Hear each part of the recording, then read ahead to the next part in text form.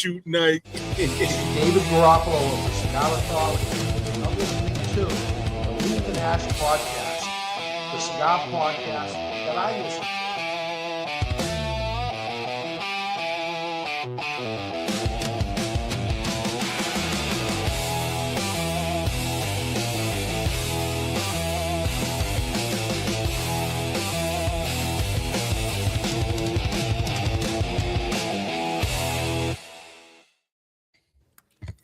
What's going on, guys? Surprise, surprise, guys.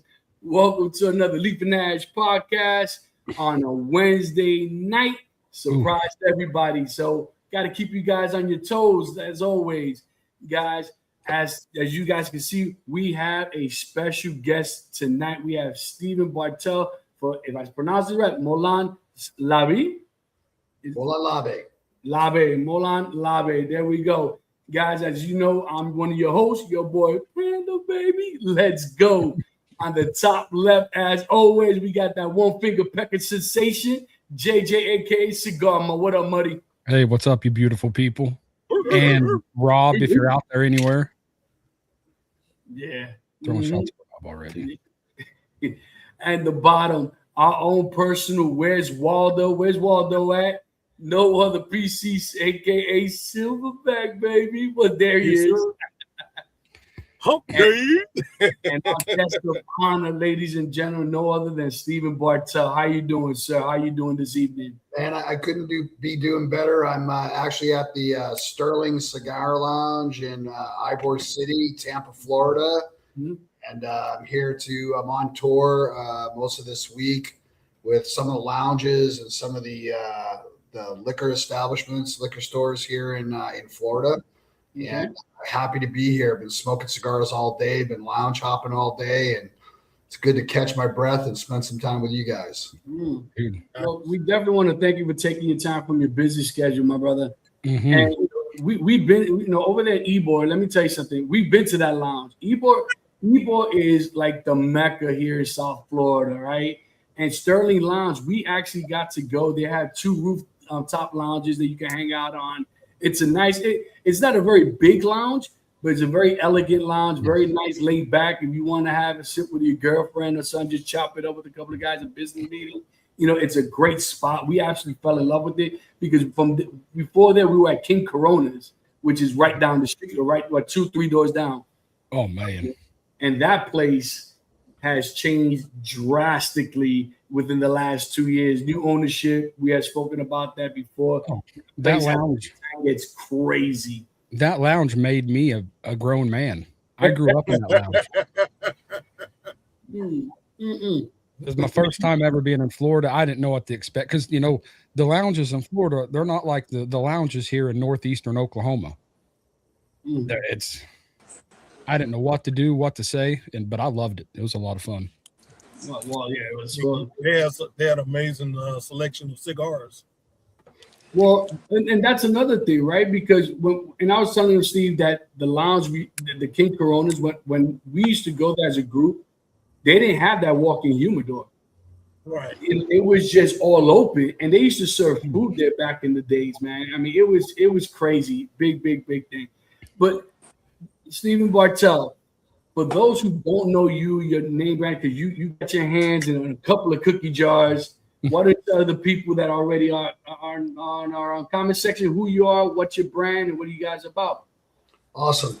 Yeah, so thanks a lot. I appreciate you guys reaching out. So yeah, I've been at this for quite a while. So Molan Labe is finally, after about 10 years since we went from concept to where we are today.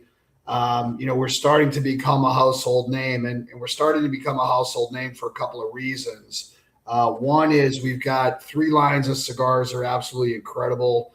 The original line that I started with, Molan Labe, very small boutique brand cigar, was a Cuban leaf Porto, 15-year-old tobacco, absolutely incredible cigar.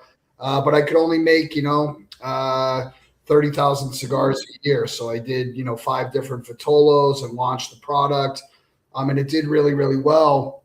And then I added 2 additional lines with a factory in Nicaragua and Esteli, and a factory in the Dominican Republic in Tamboril.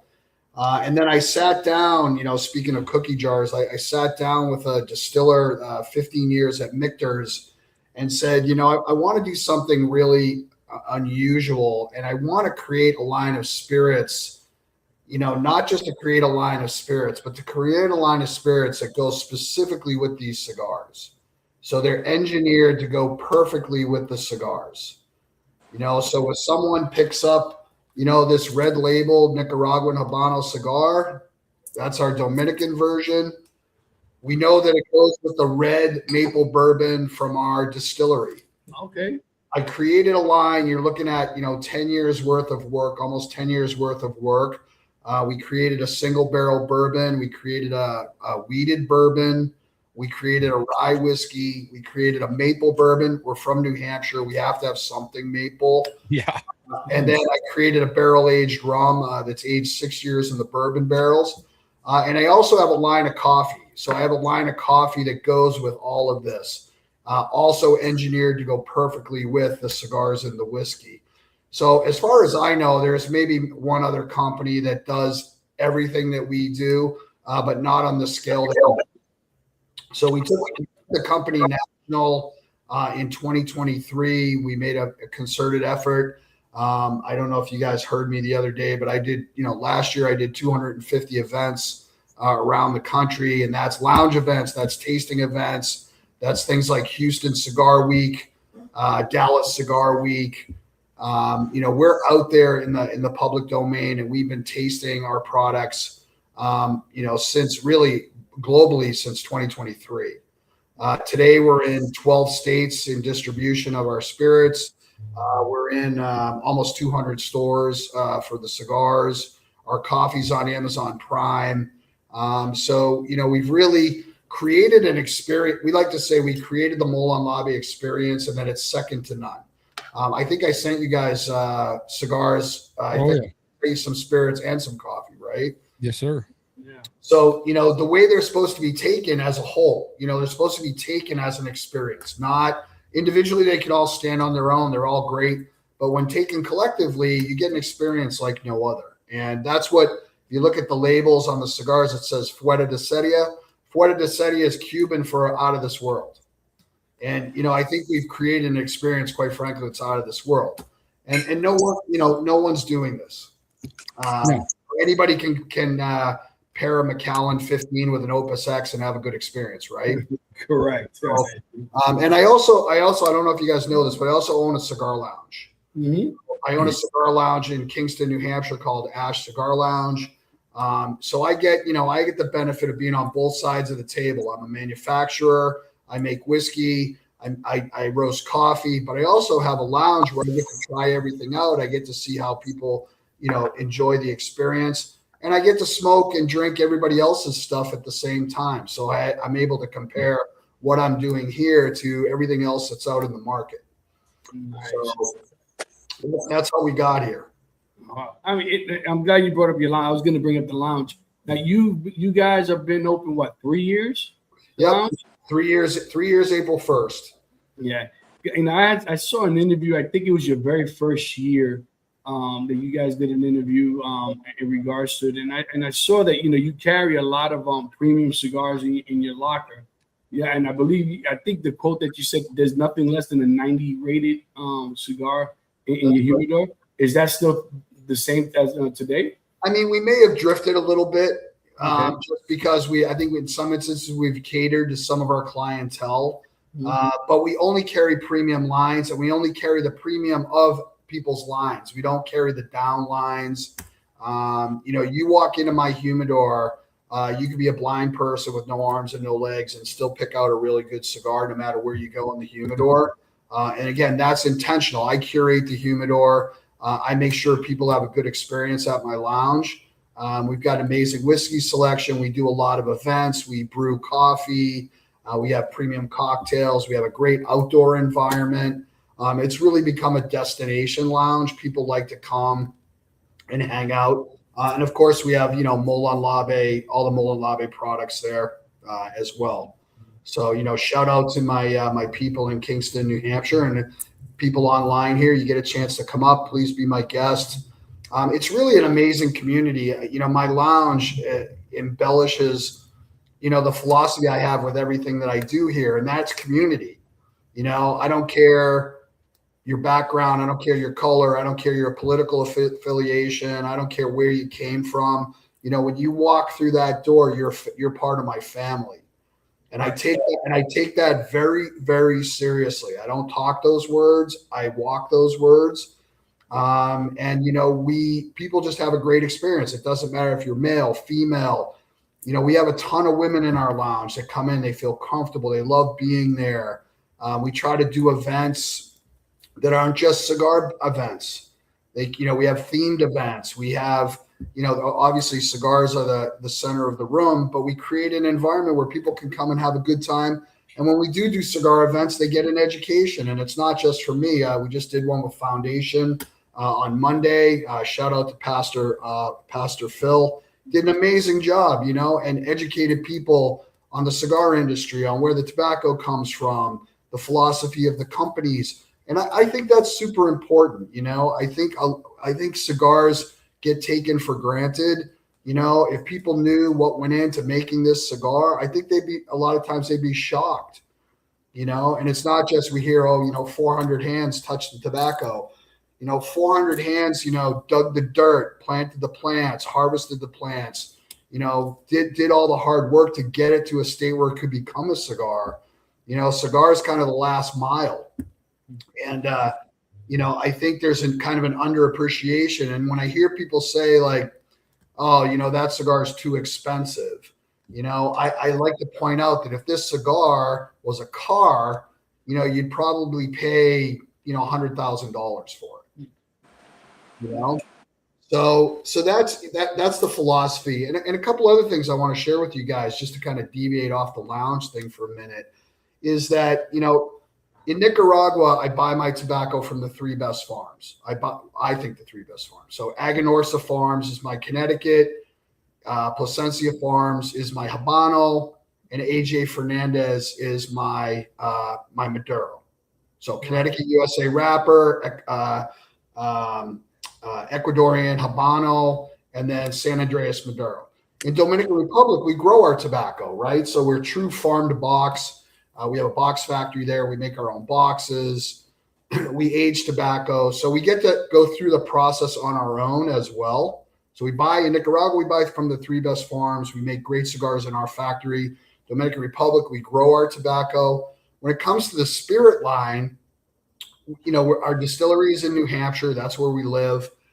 Our claim to fame around this whiskey and these spirits that we make is that we grow everything that goes in the bottle. So all the corn, all the wheat, all the rye, all the malted barley is grown by our farmers in New Hampshire. So we have farming roots in tobacco. We have farming roots in our spirit line. And then our coffee, we eco-source from small cooperative farmers that have the same mentality we do. It's about the dirt. It's about the terroir. It's about growing a great product. Starts with the dirt. Dirt creates great plants. Great plants create great fruit. Great fruit makes great products. And that's a philosophy that runs through everything that we do. So when you smoke our cigars, when you drink our spirits, you really need to think about that and the fact that they're engineered to go together. They're engineered to be perfectly paired with one another. And I think we did a really good job. Again, it's been a labor of love. Not many people do what we do because it's painful and it's expensive and it's, you're at the mercy of the elements and the dirt. But what comes out of it is an amazing product, and just to let you guys know, I don't know if you saw, I'm going to self-promote a little bit because I'm really proud of this. But our Nicaraguan Maduro cigar just got a 92 from Cigar Press Magazine. Which nice. Was a huge accomplishment for us. Our Nicaraguan Habano got a 91 rating from Cigar Press Magazine. And then our Dominican Maduro, where we grow our own tobacco with San Andreas wrapper, got a 91. So we now have 3 cigars in our portfolio that scored over 91, which I think is over 90, which I think is incredible. Yes. I just about cried when I saw the ratings because it's been a long, painful ride. And by the way, we didn't buy a magazine, or we put an advertisement in the magazine just because we got the score. So we hey, we want to promote Mola Labe, but we didn't pay for an advertisement to get the score. This is the true rating. I think Cigar Press does some of the best ratings out there. I feel like they're honest. And if they didn't like the cigar, they wouldn't put it in the magazine, right? I'm smoking the Nicaraguan Maduro right now. This thing is an absolute chocolate bomb. Right. So we call it chocolate cake. Yeah, I can see it. We call it chocolate cake, and it's got a little. I say it also tastes like a chocolate covered fig Newton. It's got some real figgy, fruity elements to it. I saw somebody was holding up a Dominican Habano. Yeah, the Dominican Habano. We call that red pepper. We call that pizza spice. It tastes like the red pepper you put on your pizza. It's two different worlds. Again, the Nicaraguan cigars tend to be mild medium. They tend to be very creamy. They've got a lot of depth and flavor, and that flavor sustains through the whole cigar. That's the other thing we're proud of, is you can smoke that thing top to bottom. You're smoking Ernie down in the corner there. You're smoking the Dominican Maduro. That cigar got 91. That cigar. Yeah, we call that chocolate brownies because unlike chocolate cake, which is light and airy, that thing's very dense, very smoky, and very chocolatey. Yeah, I'm also picking some earthiness on this. Really good. Yeah, all of our Dominican line tend to have this minerality and earthiness to them. That's just inherent in Dominican tobacco. I mean, different soil. It's not volcanic. It's really kind of sandy and earthy. So that comes out in the tobacco. But the thing is that to me, it's earthy, but it's not like a Honduran tobacco, right? Because Honduran tobacco is extremely earthy. It is. This has just enough earth that it balances itself out with the pepperness and the creaminess. And the retro is absolutely great. I mean, I'm trying to see how long I can get this ash, but it is absolutely a great smoke as of now. I love that you're all smoking different cigars too. Yes. I just want to point something out. People always say to me, "Okay, you have all these children. What's your favorite?" And I have 7 kids at home, and I could never say that I love one more than the other. But I really have to tell you that this Nicaraguan Connecticut, I probably smoked, and I was not a huge Connecticut guy. I smoked tons of Maduro cigars. I was a big Maduro guy, and I started, kind of re-educating my palate, and I kind of got off Maduro cigars. I started smoking this Connecticut cigar, and it is incredible. I probably smoke 2 or 3 of these a day.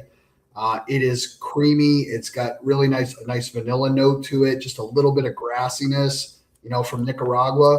It is absolutely incredible. And this is Aganorsa binder and filler with a Connecticut USA wrapper, and it is amazing. And I have a lot of people. This cigar is in huge demand now. In my lounge, I sell a lot of these, and it's funny. My lounge smokers went from I only want Maduro, I want it hot, I want it heavy, I want Ligero, to now it's swinging the other way. Everybody's smoking Connecticut. It's like I want Connecticut. And I'm really happy to see the response to this cigar when people come in and smoke it. So I would encourage you and your followers, if you want a nice morning cigar or even a mid-afternoon break cigar, this cigar is phenomenal. And these guys know me. I love to have my coffee with a nice smoke in the morning, and that's why I did not smoke the Connecticut, because I want to try it on a clean palate early in the morning with a cup of coffee. That's awesome. Yeah, I'm still trying to find that coffee. I can buy coffee here in Oklahoma, but I can't find coffee. I've tried. Maybe Steven can help with the coffee. Yeah, I can help. You know what? I'm going to call it coffee. yeah. I'm going to call it coffee. I've tried. I can't find it. So see, I got one more question before I pass the mic to you. I mean, you said a lot right now, right? My question is, and it's kind of probably a two-part question. You with having the cigar brand, the whiskey brand, the coffee brand, what about all 3 of them? What have been your biggest challenges in each aspect of each part of that journey. Because I mean, obviously you have your ups, your downs, your good and your bad. But what are your challenges to get over that hump for people to honestly start acknowledging you, to start making your brand a home name? You know, what have they been? What challenges have you been? Yeah. Yeah. So, first of all, I'll preface this by saying I never intended to be in the cigar business, ever. If you asked me 20 years ago, hey, you're going to be in the cigar business, I would have told you were crazy. Nope, I'm not getting in that business. I just love cigars. I mean, I've been smoking cigars since I was 17. My first cigar was a Cuban cigar, and I was hooked. And I went on a journey, and it was really an exploration just of cigars. And I didn't really understand the industry, nor did I really want to understand the industry. What I really wanted to do was just smoke as many good cigars as I could. And, you know, I was fortunate. I had some good mentors along the way. I got in with an older group of guys who smoked a lot of cigars, and I got to smoke some stuff, you know, actually back in the day, some stuff that would now be considered really allocated cigars, hard to get cigars, you know, and I got to smoke a lot of those. And I got, you know, I started, you know, really sort of getting serious about understanding cigars, not until I really started the company. And the company started kind of on a whim.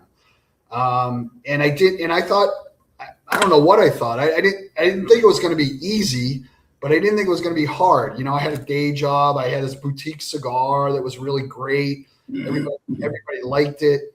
And I was like, oh, you know, I'll sell 30,000 cigars a year and I'll be happy and that'll be great. But what that did was it took me on a journey of diving into the industry. And to be honest with you guys, and I say this on a lot of podcasts, I got a lot of help along the way from some really big names in the cigar industry that really didn't have to help me. You know, I was just this little guy kind of trying to find my way. And I got some help. I got some help up, and I got some direction from some really big guys in the industry. And that really motivated me. I was like, wow, you know, these guys, if this was any other industry, they'd be like, you know, get out of here. I don't even want to talk to you. You know, go do it on your own. I'm a 200-year-old legacy family, and my parents came from Cuba, and, you know, I've been growing tobacco my whole life. I didn't have that background. I was just a guy that loved cigars.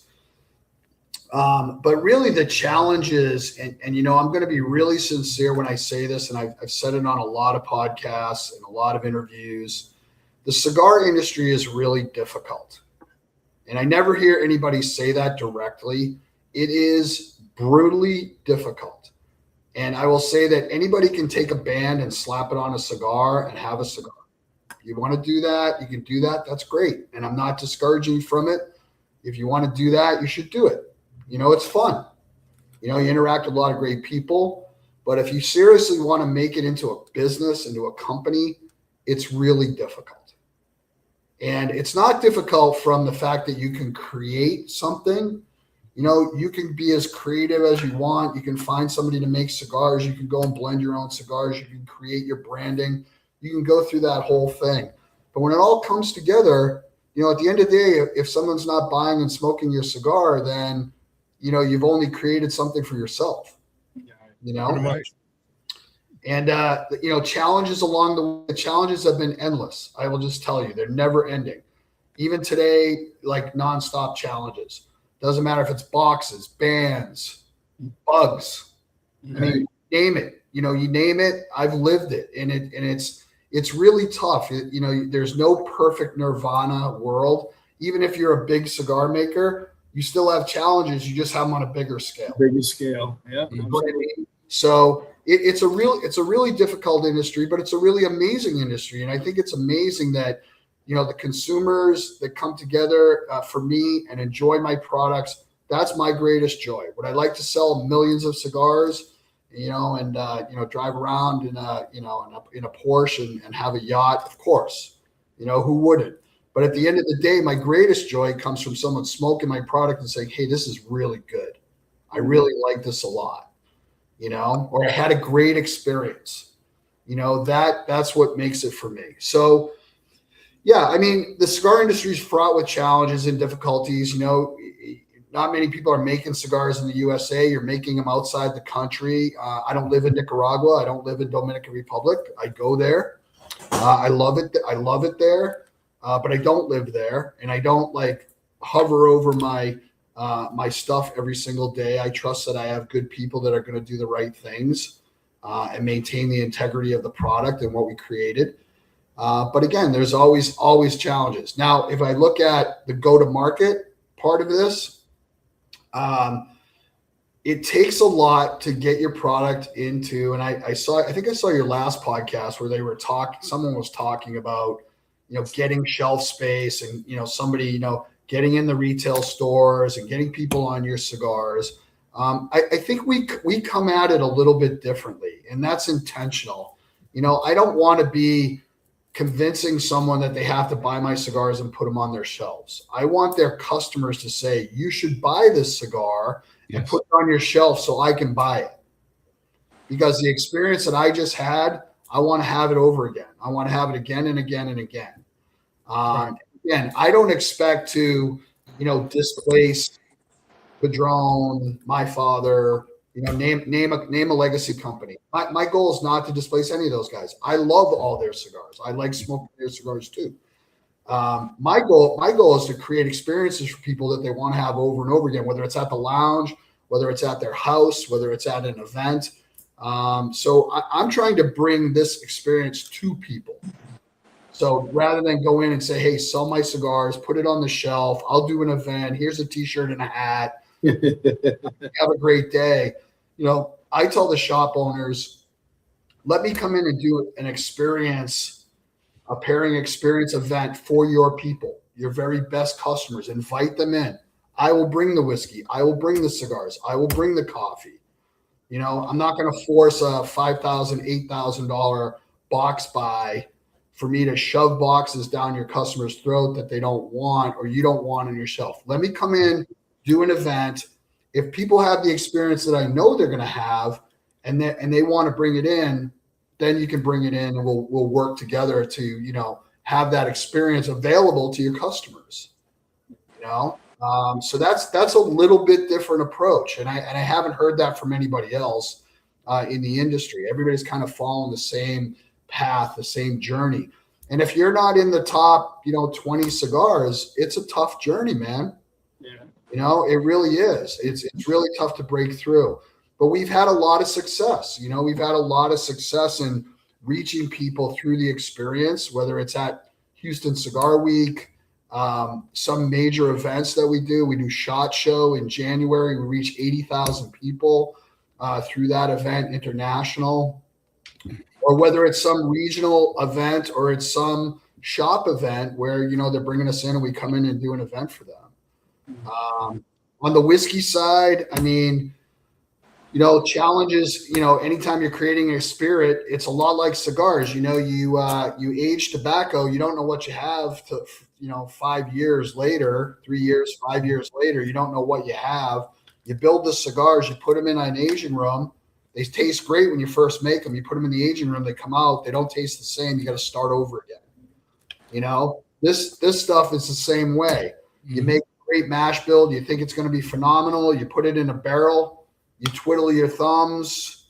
2 years goes by, 4 years goes by. You start drinking it along the way, and you're like, yeah, I think it's going in the right direction. Or, hey, it's not.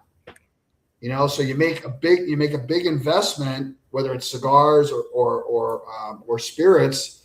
You make a big investment before you even know what you got. And that's why some people take the easy route. They're like, oh, I'm going to have somebody, Joe so-and-so factory, make my cigars. Well, okay, great. There you go. You're going to get a blend. They're going to make your cigars and have at it. And there's lots of people that do it. And some of the cigars are phenomenal. Spirits, some people white label spirits. They do the same thing. They take a spirit that's already made. They put their label on there and off they go, and that's okay too. I'm not saying that's a bad thing. That's just not my thing. But those are the challenges along the way, not to mention, you get broken boxes. Your boxes don't show up on time. They show up in the wrong size.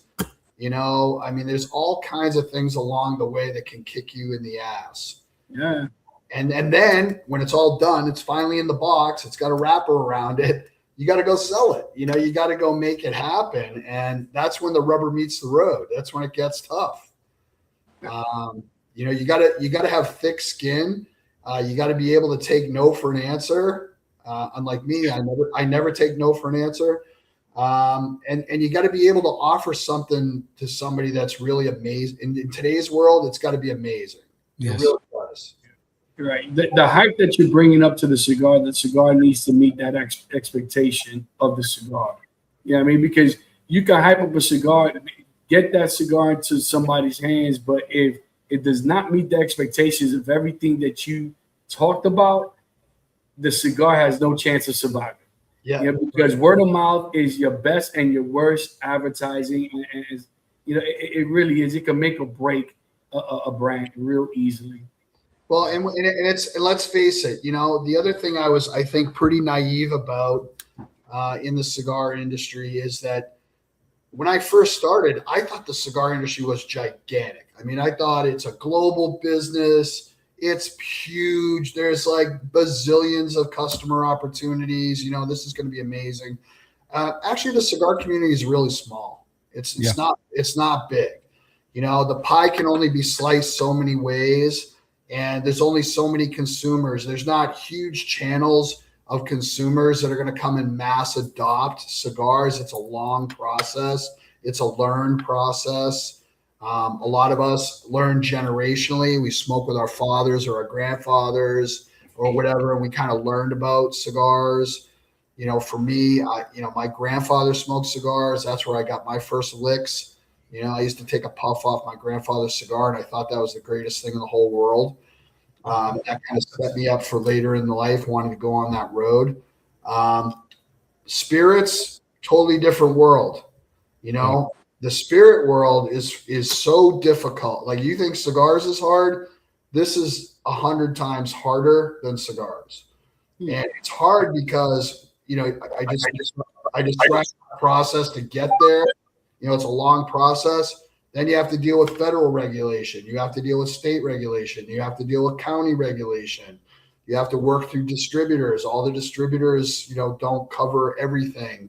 If you're a new brand, they don't want to take you on, but you're federally required to work with a distributor to sell your spirits. You can't. If I could sell this out of the back of a van, I'd be a millionaire. Yeah. And believe me, I thought about it. Modern day bootlegger, you know. Yeah. So this is even harder. The easiest one, quite frankly, is the coffee. You know, in terms of manufacturing, but even the coffee, you have to source the right beans. You have to work with the right channels to get good quality products. And then you have to have a master roaster that knows how to roast coffee beans. You don't just throw them in the oven and, you know, they come out amazing. You have to, you know, work over them just like you work over these other products to get a really good product. So, you know, but coffee I can keep in my back pocket and say, hey, I got some really great coffee here. Let's try it. Want a bag? You know, and it's easy. So did I answer your question? I mean, that's, you know, to me, and I listen to a lot of podcasts, and I don't, you know, I call it keeping it real, you know, like keeping it real. Right. Like let's tell the real story about how hard this is, because I think it gives you a better appreciation. And I'm going to be honest with you guys. I know you smoke a lot of cigars. You know, there's winners and losers. There's some you like and some you don't like. I don't care who it is. You know, I have people come up to me all the time like, hey, Steve, I created this cigar. I want you to try it. Even if I hate that cigar, I'm going to tell that guy that cigar is good. And I'm going to pat him on the back and say, it's awesome that you even made an attempt to get your own cigar. Yeah. There's got to be some level of kudos to say, hey, you get an A for effort. You know, you really do. Because it's that hard, you know?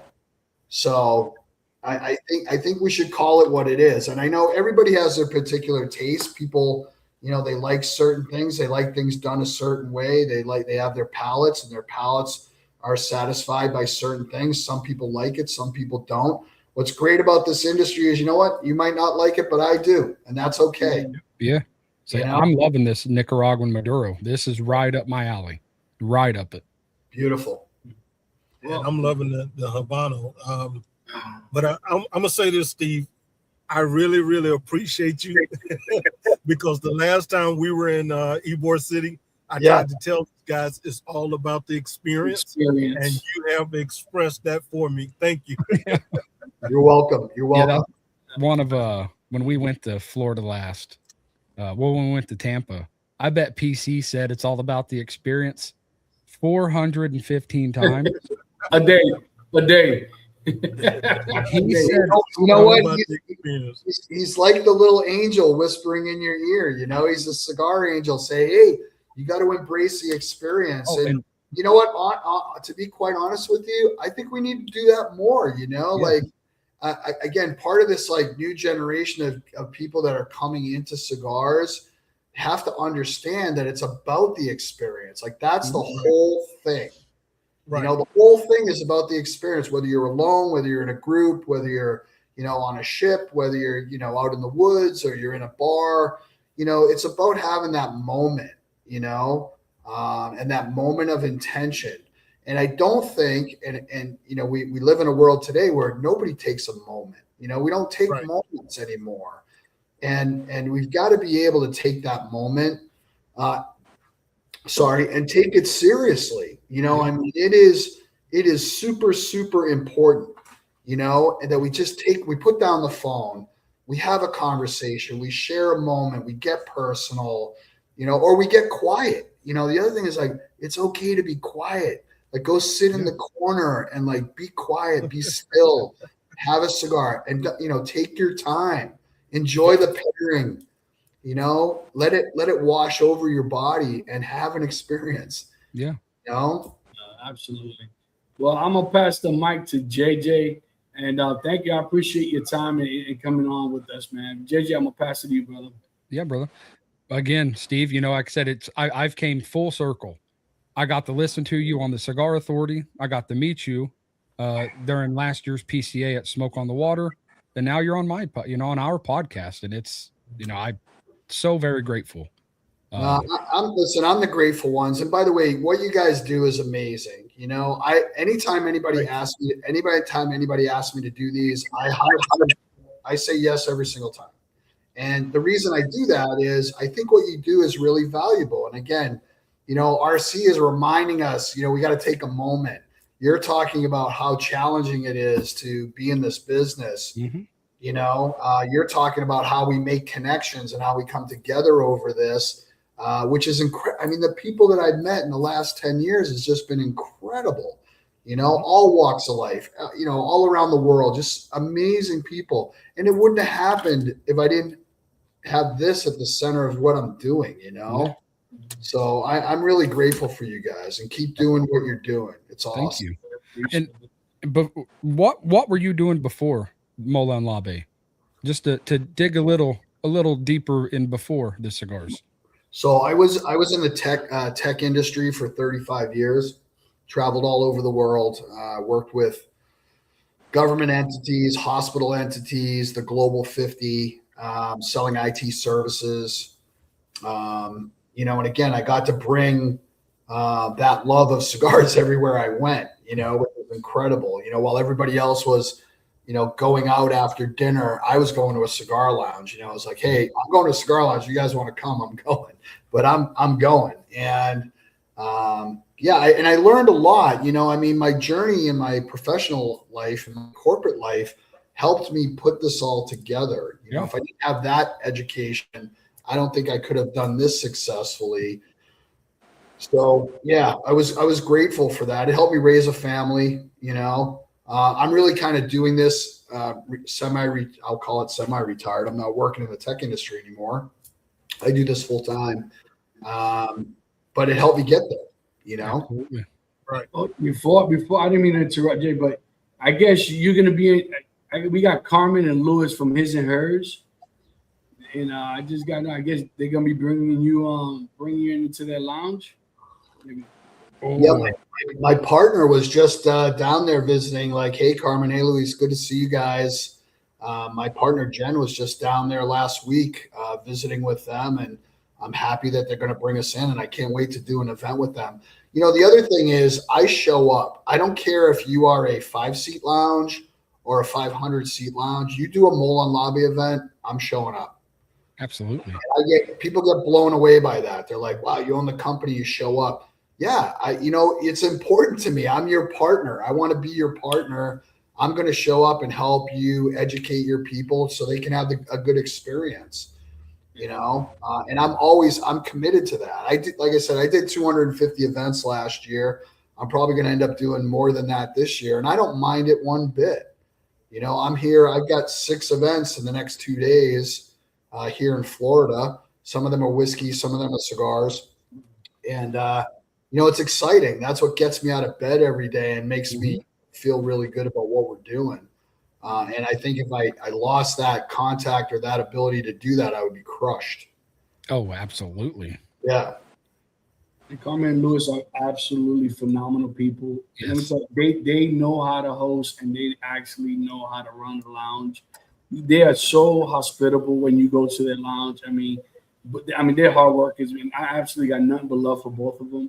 Got a lot of respect for them because, as you know, as a lounge owner, it's not easy. You know what I mean? It's not easy to run a lounge. Yep. Okay, yeah, I'm sorry, man. No, you're good. And like I said, from your logo and your branding, it's very strong. It's very appealing. Where did that branding philosophy, where did that come from? So I'll tell you guys a story. So when I started Molon Labe, before I had the name, I had this great tobacco, this great cigar, and I had absolutely no idea what I was going to call the company. And I started writing down like all these Cuban names. I was like, Floor of the Desert and, all this stuff in Cuban, in Spanish and with a Cuban sort of. And then I said, you know what? I had to stop myself. I said, at some point somebody's going to call me out and they're going to be like, hey man, you're not Cuban. You have nothing to do with Cuba, So I kind of put that on hold. With the exception of Fuera de Serie, which was a name that was already given to this line of cigars. And I was sitting on the couch and I was really struggling with it. And I was watching the movie 300. And, there's a scene in the movie in 300 where against all odds, it's 300 Spartans against an army of 10,000. And they come up and they say, they're outnumbered, their backs against the sea. And they say, lay down your weapons. And they say, Molon Labe, come take it. And I jumped up off the couch and I was like, I'm 300 against 10,000. Like, this is the perfect name. Oh, dude. And then, that's how we got started. And, my partner, Jennifer, she does all the branding for all this. So this is actually a custom logo that we created. It's similar to other logos, but it's ours. It's unique. It's trademarked. We started with the colors black and gold, and I'll tell you guys a kind of a funny story. When I released my first line of cigars in black and gold boxes, there's maybe one other company that had black and gold. And now go in the humidor and look at how many boxes are black and gold. Yeah. And I'm not saying, I'm not taking ownership. I'm just saying back then there was maybe 1 or 2. That was it. Now there's like 10 lines of cigars that have black and gold. And we wanted it to be strong. We wanted it to, we really resonate with the military community. They love what we do, and we give back to the military community in a big way. We're involved in SHOT Show. We donate cigars for warriors. We do local events to raise money for our veterans, police, fire, and first responders. So we wanted it to be strong, but we wanted it to be able to tell a story, and that's kind of how we got there.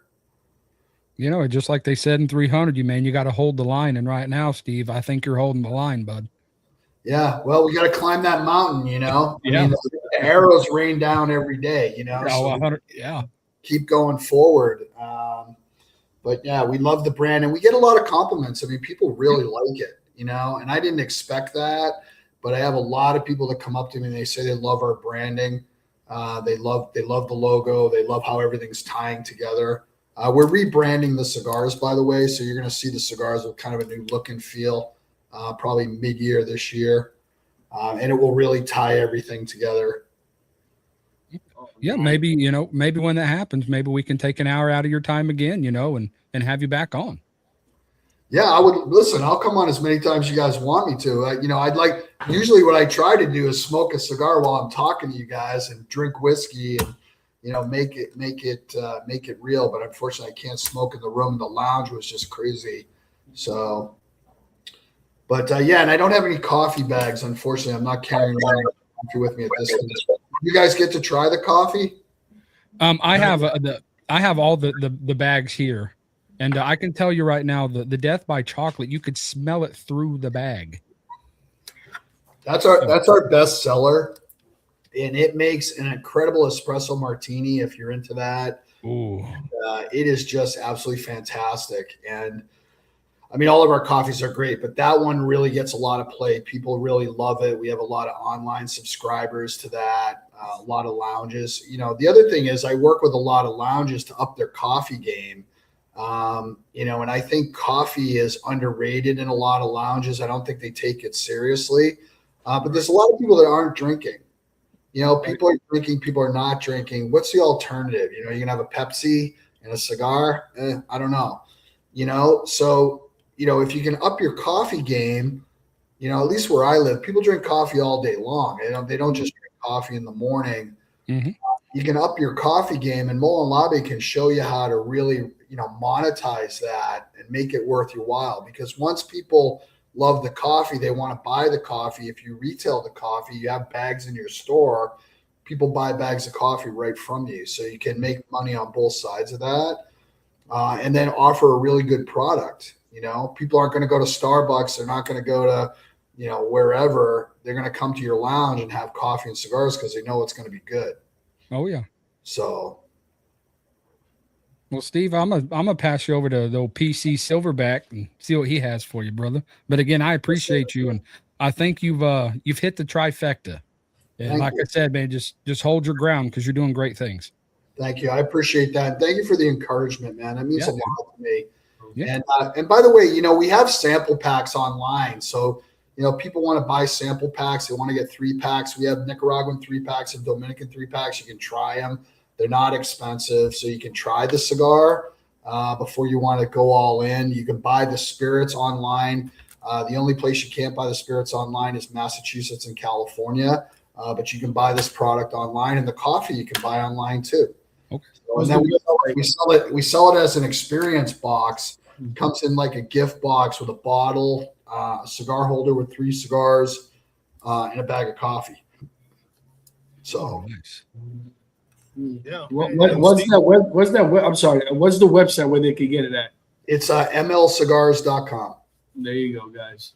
Yep. And Steve, like I said, man, it's a pleasure having you on, and it's good to hear your perspective because to my ears, it's a different perspective from what I've heard in the last few years. Even though we've gone to all these events and hung out with all the amazing people that's in the industry, your experience, man, it resonates with me a lot. Yeah.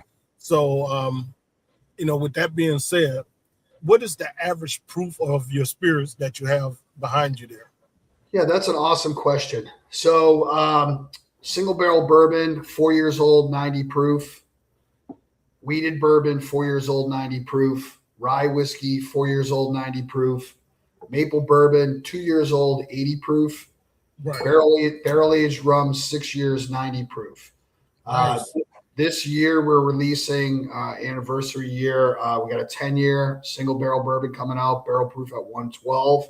We got a rye whiskey coming out as a 10-year barrel proof at 115, and a 10-year-old barrel aged rum coming out at 120. So, that's as things roll along. Right. We're going to start seeing older and older versions of this in a limited capacity, and I got to tell you, man, they're phenomenal. They're just like incredible. There's Panda's word. Phenomenal. Phenomenal. Phenomenal. My word, yes. And you mentioned something else too that we've kind of threw around in our roundtable conversations. How important is it to, when you create a brand, you start off one way and then you get to a certain point you realize it's time to rebrand it. But you don't want to be too attached to the original version of that brand. So how important it is to, shift gears and go in another direction, but maintain what you've created in the beginning. Yeah, I think it's a lot like renovating a house. You want to keep some of the original elements so it's Right. not completely redone, because I think that catches people by surprise. So we kept a lot of the functional elements of our cigars in particular. Right. I mean, the whiskey branding is going to stay. It's kind of the hub. Everything is going to play off of the spirit line. So the box colors will be the same. The band colors will be the same. We're going for a 3-band cigar, which I think looks really, really great. We're keeping a lot of the same color variations Right. that we're doing. So we're keeping the foundation. We're just painting the house a slightly different color, is really what we're doing. And the box design, I don't have a box handy, but that box design has been around for a long time, and we just thought it was time to sort of freshen it up, give it kind of a more modern look. Right. So that's what we're doing. We're not big swag people. We don't do a ton of swag. We have some cool swag. We're probably going to do a little bit more that's complementary to what we're doing, whether that's, something to go with. I mean, we have glasses with our logo, that Glencairn glasses that go with our spirits. We have these mini ashtrays that go with our cigars, cutters, lighters, but really high end, not like low end cutters and lighters. So that people want to grow the experience more, they can.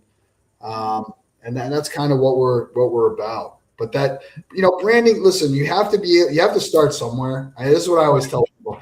You have to start somewhere. If you look at products iterate over time. They change. They change a little bit over time to sort of keep up with the times. They do it to be more appealing. And we're just doing that. It's just time for us to do that.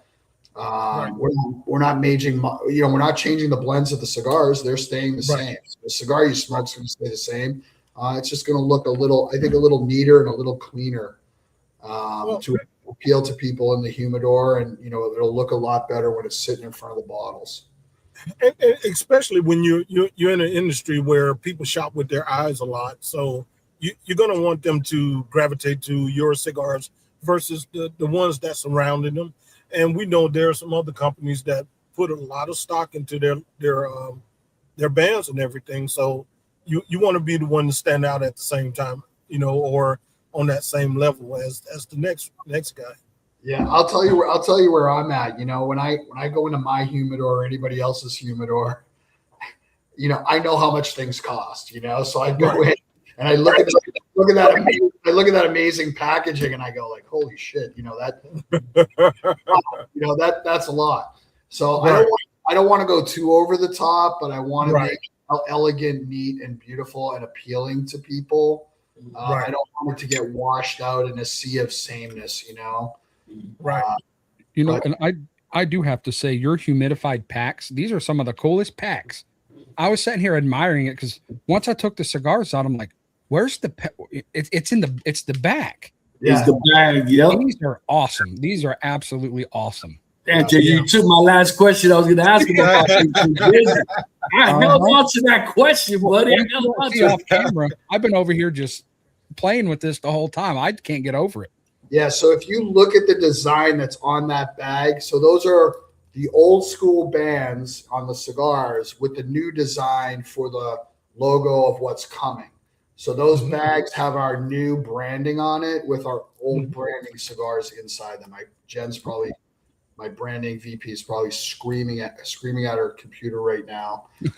but it gives you a good look at what's coming, So that's like, hey, this is the new branding. This is what it's going to look like going forward. It's nice and clean. Yeah. It's really nice and clean. It really ties everything together. We want to differentiate the Nicaraguan line from the Dominican line from the Molan Labe line, so people know when they're looking at it, they know what they're looking at. I think that's important because it's funny. A lot of people pick this up and they go, "What? This is Molan Labe? It says Fuera de Serie on it. It doesn't say Molan Labe."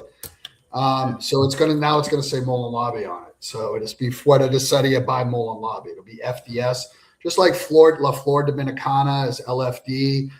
Right. You know, Fuera de Serie, nobody can say it, so we say FDS. We simplified it down a little bit. I love when people try to say it. It cracks me up. Yeah. I start laughing. I go, you got to roll the tongue. You got to get the Fuera de Serie. Fuera de Serie. Fuera de Serie. What did it say? Yeah. And it sounds like you have a very elegant lounge. I can't wait to get there. One day I will, because of the way I travel. And I most definitely want to come in and shake your hand and all that good stuff, man. But, how important is it to maintain the etiquette of the lounge? Because you get a lot of people when they walk in certain lounges, they bring their habits to the lounge. How important is that you look around and read the room when you walk into these lounges stuff? Yeah, so I go to a lot of lounges. I mean, I'm in lounges all over the country, and everyone has its own kind of unique personality. Right. But I think there's just basic rules of etiquette that should be followed. Like, don't put your feet on the furniture. My lounge, you can't bring your own tobacco. So you come to the lounge. Leave your humidor in the car, come in, have a cigar and a drink. That's how we survive. If we don't sell cigars, we're not going to be here. Right. Keep your voices to a minimum. I try to minimize political talk or religious talk in my lounge. I don't stifle it, but at the same time, I want people to be comfortable no matter what their affiliation is. Yep. And I just, and be courteous, be polite, be friendly. Basic rules of etiquette. I think we've kind of got away from that in a lot of aspects of our life, and that, the lounge is the one place where, I don't have to say it in my lounge too often. I mean, very, very rarely do I have to, ask someone politely to take their humidor box out to their car, or, to take their feet off the chair, or be courteous in terms of what they're doing. But I've been other places where, it's like, political debates are nonstop. And yes, I just think we all want to have a good experience. We were talking about it earlier, and you don't know what my experience is. I might want to sit in the corner and just, be to myself, or I might want to be with a group of people and I want to have a conversation that's non-controversial. I want to talk about my kids. I want to talk about fishing. I want to talk about, riding my motorcycle. And everybody should be able to do that in a comfortable way and not be put off. Right. And listen, I know there's different strokes for different folks. You go to some lounges, it's like a nightclub. Everybody's partying, they're having a great time, everybody's smoking cigars. Love that. I think that's phenomenal. Other places you go in, it's like a library. You go in, it's quiet, everybody's quiet, everybody's kind of sitting there doing their own thing. And then other places are kind of in the middle. It's kind of like a community. So, we all kind of gravitate to what's comfortable for us. I do encourage people to go out and try other places, find something that you like, but don't, it's like smoking the same cigar over and over again. Don't do that. Right. Go be uncomfortable. Mm-hmm. And that's the thing. My wife also smokes cigars, and we do a lounge crawl, like most people do a bar crawl. And we might hit 3 or 4 lounges in our city, which we live in Atlanta, Georgia area. And we get a different experience each time. We might get food at one, we might get, libations at another one, and just kind of, do the thing for a whole day. And just feel like we've conquered the world, and that's just what we do. But with that being said, I think you answered all my questions. I'm gonna throw this alley-oop up to Panda and let him finish it off. And by the way, I just want to give a shout out to my friends in Atlanta. I love Atlanta. I spent a lot of time in Atlanta. We're in a bunch of lounges in Atlanta. Right. We support Atlanta Cigar Week, where we go down quite a bit. We've done a lot of events in Atlanta. I love Atlanta personally. It's one of my favorite spots, and I got to tell you, man, it's a booming cigar community. Like, it is just like it's overwhelming sometimes. Actually, I Yes. go down there, it's like wow, and there's Right. something for everybody. I mean, if you can't find a good cigar and a good atmosphere in Atlanta, man, you're doing something wrong. Yeah, the problem is you. Yeah, Exactly. it's fun. Yeah, exactly. Mm. So, Well, thanks. I'm gonna pass that up to Panam, and I really appreciate you taking the time out, man. It's been a great pleasure. Thanks, man. Yeah. Well, Steve, once again, we greatly appreciate, man. We have hit that top of the hour. We greatly appreciate everybody that's been hitting the comments and hitting those hashtags. Yes, sir. And so, Steve, before we close out the show, once again, where can they find you? Where can they find your lounge? Where can they find your cigars and whiskey and your coffee again? Yep. So the easiest way to find everything is mlcigars.com. Everything is on the page. All of our events are there. Lounges that sell our cigars. Our spirit line is there. Our coffee line is there. Our swag line is there. My cigar lounge is ashcigarloungenh.com. Believe it or not, there's more than one Ash Cigar Lounge in the United States. I think there's like 5. I think there's one up in Oklahoma. Yeah, and there's one up in Kansas that I used to service. And there's a couple in Philly, in the Philadelphia area. So we're not the only one, but we're the only one in New Hampshire. So and this is the time of year to come and visit. The weather's getting nice. Winter's finally going away. Summer's beautiful in New England. Fall's beautiful in New England if you want to come and see the colors. September's an amazing month to be there. And we just got a great place. It's not huge. I mean, we got a 40-seat lounge plus a outdoor patio that probably accommodates 30 people. Our events are incredible. You can follow us online. You can see all the events that we have. We've got a cigar dinner next Monday that we're really excited about. We're doing a whole hog 4-course meal, 3 cigars, maple old fashioned, and $5 espresso martinis in the lounge after. So that's going to be amazing. When is this? Next Monday. Wow. And we sold it out. So we have Nice. 50 is the max for us. So we're gonna have 50 people celebrating our sort of last dinner to fall. We take a break on events over the summer. Everybody's kind of doing their own thing. So we take a break from events during the summer, and then we pick it back up in the fall. We do amazing events. We have Prohibition Night. We do a White Night party. We get a Frank Sinatra singer in there. We got an Elvis impersonator at the Christmas party.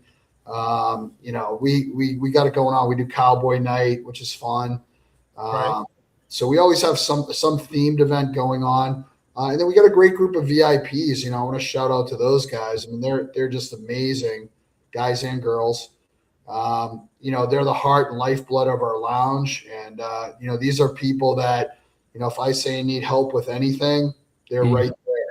They'll do anything. So, but I would love to see you guys. Please make the journey. Come and visit. Yeah. Good to see you guys. RC, I'll be down, in Atlanta in the fall for sure. Okay.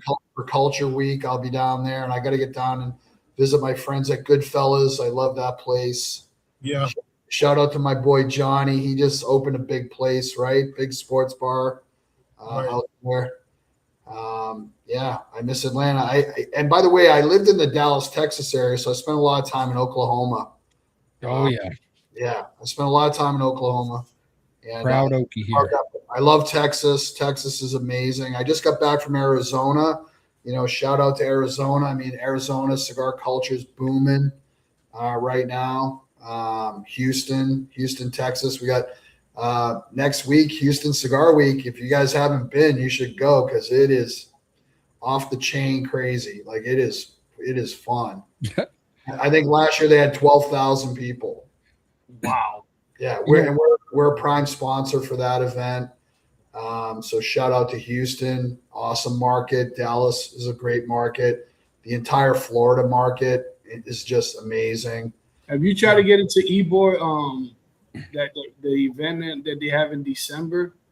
Yeah, no, we're gonna do it next year for sure. This year it's hard for us because SHOT Show is our big event. It's in January, so we really gear up for that event. It's sort of all hands on deck. So December becomes a tough month, but I think we want to do it next year for sure. We have a lot of friends, whether it's a Boutique Cigars or the local cigars in Ybor City. We have a lot of friends, and every year they're like, "Come here, come join us, please come join us." So I think we'll probably do that event next year. Panda, going off that last comment by Angel, I stumbled across this, bud. It's a great, I always find a segue to bust on you a little bit. And here we go. Go ahead. The thing is, Kevin Hart's only 5'2", so I don't know what happened, bro. Bro, that's quite a. I'm almost 5'9", man. And according to everyone, I got size. What size sneaker? Well, it says right here on this picture, size 6. It's the craziest thing I've ever seen. Steve, I get no respect. It's like Rodney Dangerfield. I get no respect. They're rough on you, man. Yeah, oh no, I'm surprised. Where's the dance? Where's the dance? You know what? You're going dance. Absolutely. He's going to see the dance. You got to see the dance. There he comes, Steve. Here you go. All Just for you, Steve. Let's see it. You're not going to sleep well after this. All right, let it go.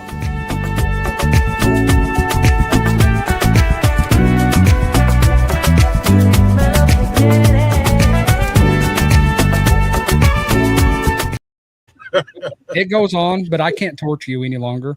That is just the happy cigar dance, man. That is the happy cigar dance. Absolutely. Cigar dance. Listen, JJ, before we do the giveaway, let's give a thanks to our sponsor, and I'll let you show that beautiful bean footage before we do the giveaway. Yes, sir.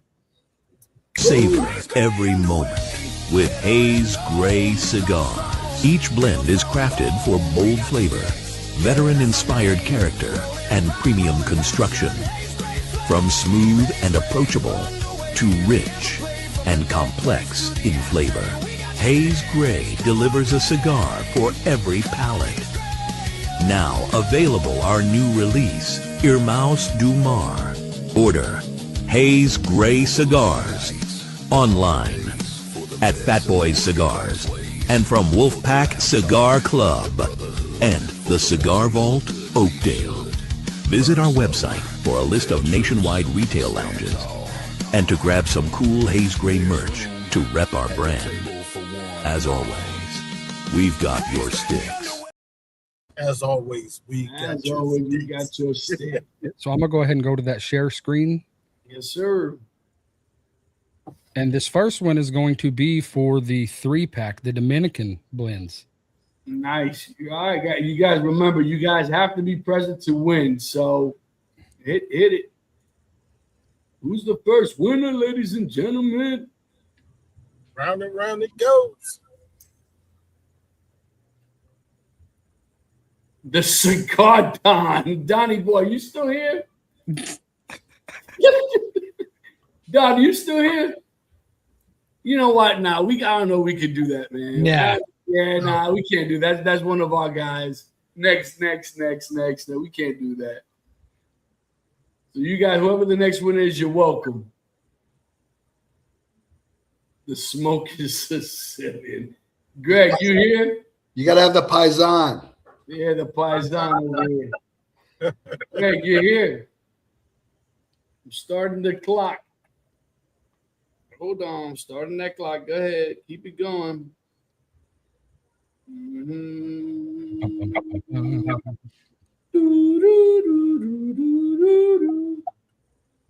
He's here. Hey, yes, he's here. And when I roll it next time, it's going to be for a 12-ounce bag of the Soprano 100% Arabica coffee. Nice. I'm telling you what, that Death by Chocolate's mine. That should go to the Sicilian, don't you think? I'm just kidding. Yeah. Let's see if these guys want to swap with whoever wins. Let's see. Gabe. What up, Gabe? Hey, you still here, Gabe? Because I seen him.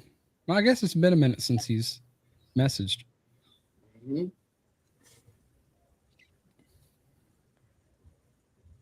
Tick tock, Gabe. He's There here. you go.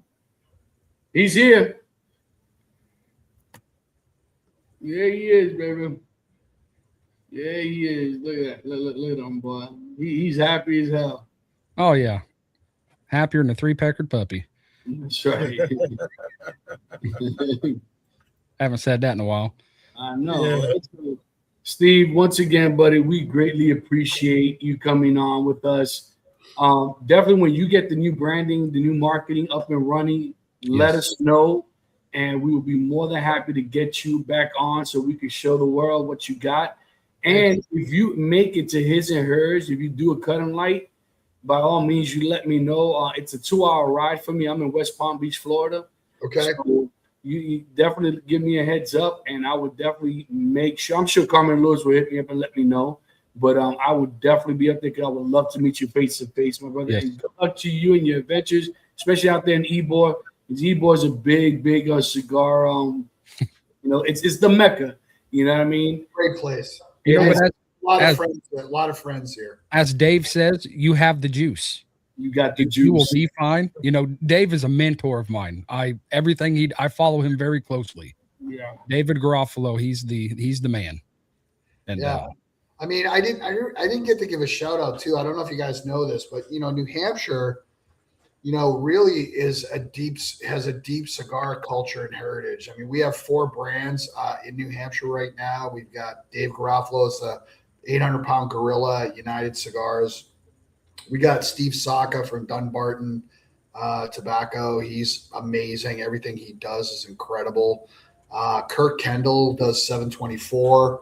He also has an amazing lounge, by the way. If you guys come up to see me, you got to go over there and see him. And then me, so we've got 4 really solid brands coming out in New Hampshire right now. Nice. Well, I definitely want. I mean, we plan to go to Garofalo's event, the big event he does every year. Oh, it's literally half an hour from my store. So if you guys are coming up for that, we'll see you in September. Oh, you know Yes, what? sir. We would love. Well, we're not gonna be able to make it this year. We're looking at talking about next year. Okay. So what we'll do is what we would love to do. Maybe we'll talk afterwards. JJ will get with you. Then maybe we could do a live, maybe at your lounge and stuff. Yeah. Like that. And Let's do broadcast it and definitely promote you as much as we possibly can, and let us know whatever it is that we could do to help you advertise your brand. Because I can tell you, just based on what we always say and what I do myself, I am definitely a fan, and I would definitely be purchasing more of your cigars. And I absolutely love what you're doing, man. Keep it moving, man. Keep it moving. yeah, And I'm loving the Habano. Yeah, Dude, absolutely. it's- As always, if you like what you see, subscribe, hit that bell, hit that all notifications every time we go live. Like today, unexpectedly, we hit you guys and surprise you guys. Gotta keep you guys on your toes on Wednesday instead of Thursday. But as always, you know what to do. We'll catch you on the next one. Cool. Peace.